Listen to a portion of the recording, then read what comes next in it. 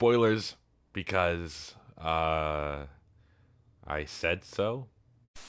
What's up, fellow awesome and cool people on YouTube? So I didn't really want to do another huge video until VHS Beyond came out. Side note, VHS Beyond looks so fucking good. Holy shit. Go watch the teaser after you watch me. So yeah, I didn't really want to do another major video until that comes out, but also, I want to do something, you know? So then I was like, oh, what if I were to talk about some horror movies that I've watched recently?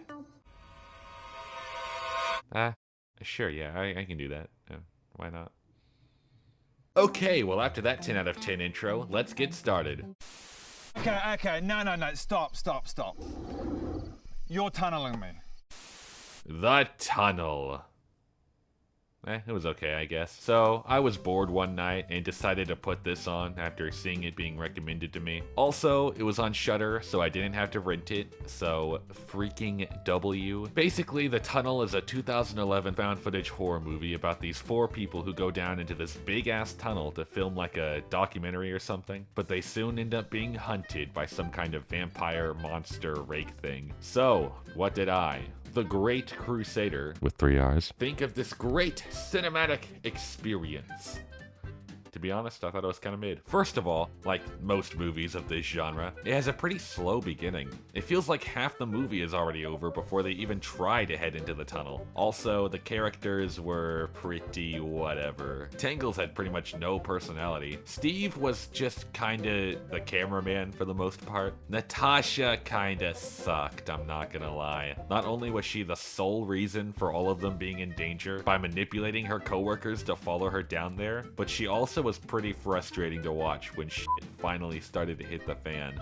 I understand that when you're in a panic, you don't exactly make the best decisions, but when a monster is hunting you and is using sound as its primary sense, maybe you shouldn't shout helplessly at almost every chance you get, or maybe that's just me. Pete was, he was good, I suppose. Definitely better than all the other characters, but that's not exactly a high bar. I liked the scene where he calls Natasha out on her recklessness. So yeah, the characters themselves were, for the most part, pretty generic. But you know what? None of that matters if the movie is scary. So, was it scary?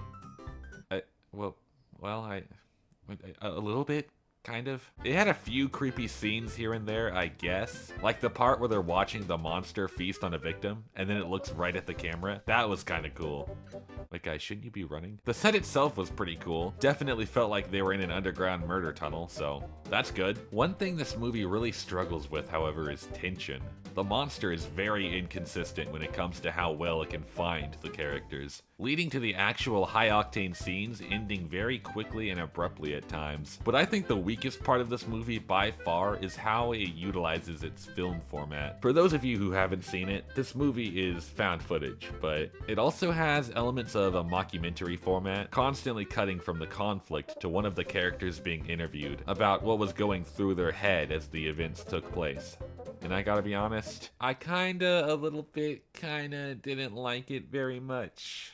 It sort of feels like the writers of this movie watched Hell House LLC, saw the documentary elements from it, and went, oh yeah, that's awesome, let's do that! But it feels like they never stopped to understand what about those elements worked so well in that movie. Even though, I guess, this movie did come out before Hell House, but whatever, it's a good analogy. In Hell House, when it cuts to the interviews, it only adds to the story. It gives us good context without it feeling like blatant exposition. It also creates some great foreshadowing for upcoming events, making those plot points oh so much more fascinating to watch. With The Tunnel, however, they don't use the format to expand. They mostly use it as a crutch. First of all, they do the interviews during the worst possible times in the story. They constantly do it during the most intense scenes, leading to even more incohesion. All of what they say is just blatant exposition. Granted, a lot of the cuts in Hell House are pretty expositional too, but they at least go the extra mile of showing and telling.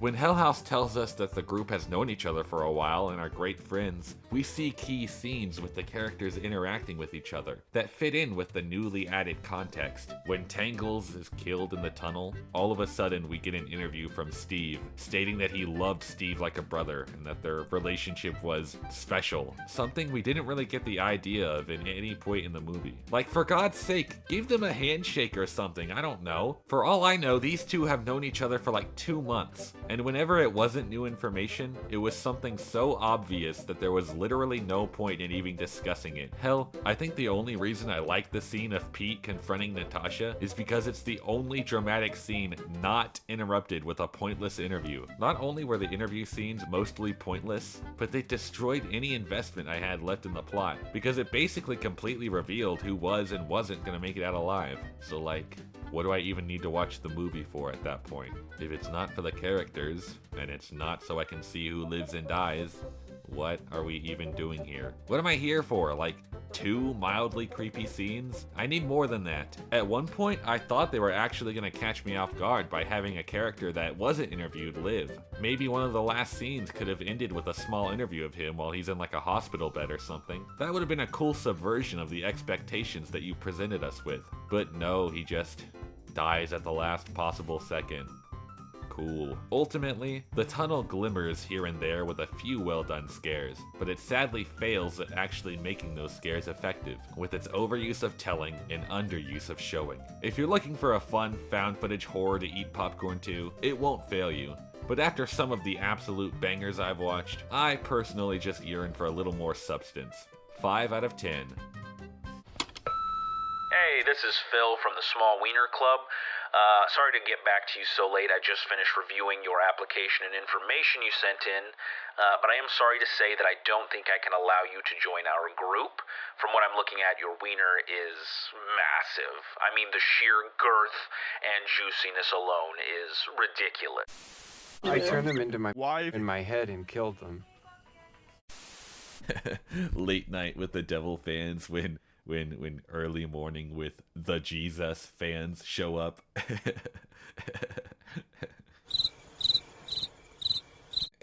Late Night with the Devil was released in 2023 and is about a late night TV show host trying to keep ratings up on his failing show by inviting a supposed possessed girl on stage. Surprise, surprise, the lady actually ends up being possessed by a horrific demon, and all hell breaks loose. I gotta admit, I had mediocre expectations for this movie. First of all, it kinda just sounded like The Cleansing Hour, but, you know, older.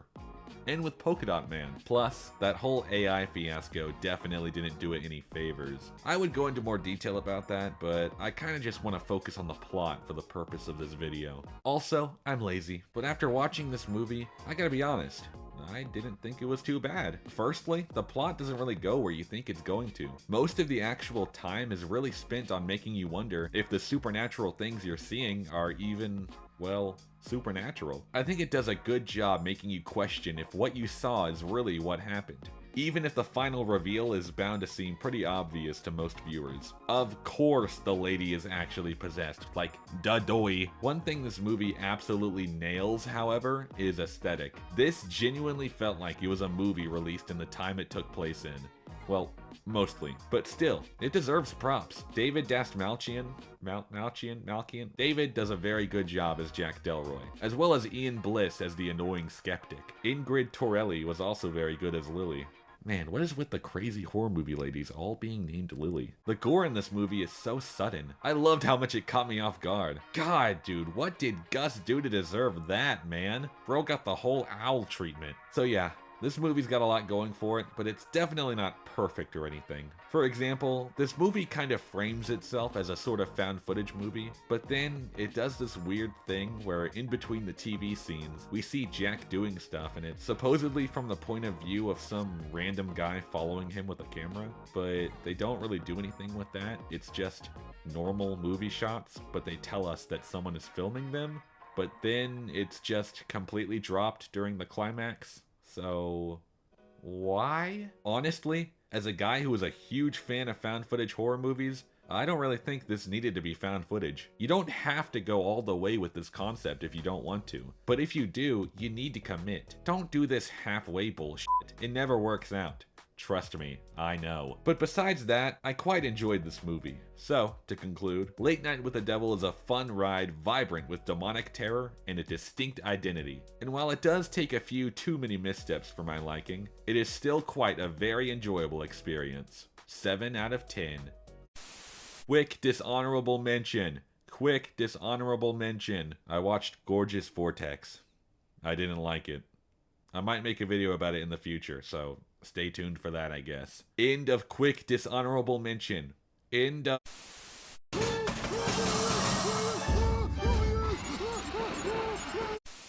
Aw, yeah, baby, that's right. I watched Alien Romulus in theaters the other day, and I thought it was super cool. So when it comes to my personal knowledge of the Alien Xenomorph sci-fi movies, I once watched half of Prometheus, like, 5 years ago.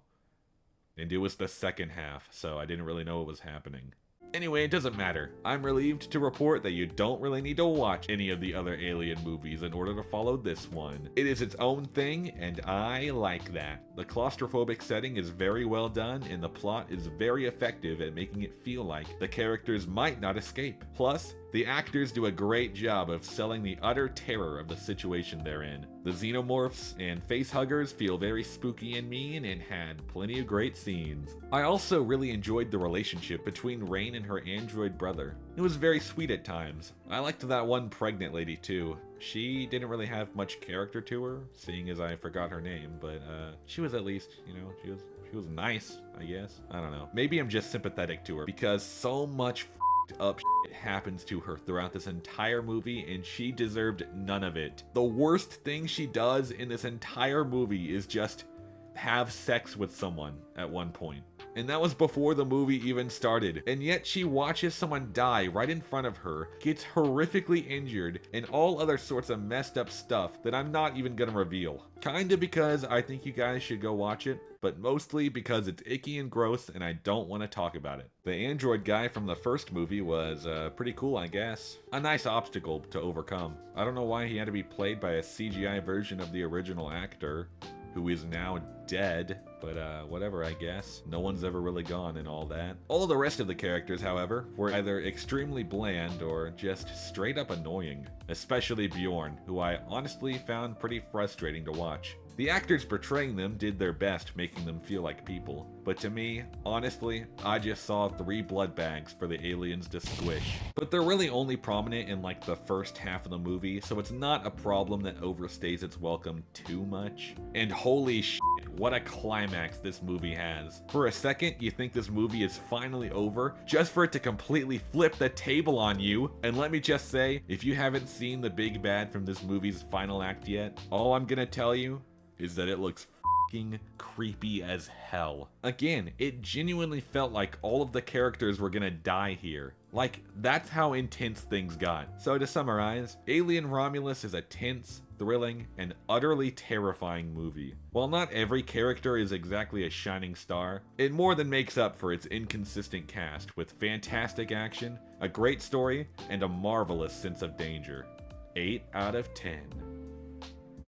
Alrighty, so that's, that's that. Despite the fact that I didn't enjoy all of these movies quite equally, I still recommend you guys go watch them. I'm curious as to what others thought. But anyway, with that being said, we have reached the ending. If you guys have any random horror movies you want me to review, feel free to share them in the comments. Although I've kind of already got like a whole fucking list of video ideas I plan on churning out, so comment with a grain of salt, I guess. Now, if you'll excuse me, I'm gonna go sit in my room and put the VHS Beyond teaser on loop for a month straight. See you then.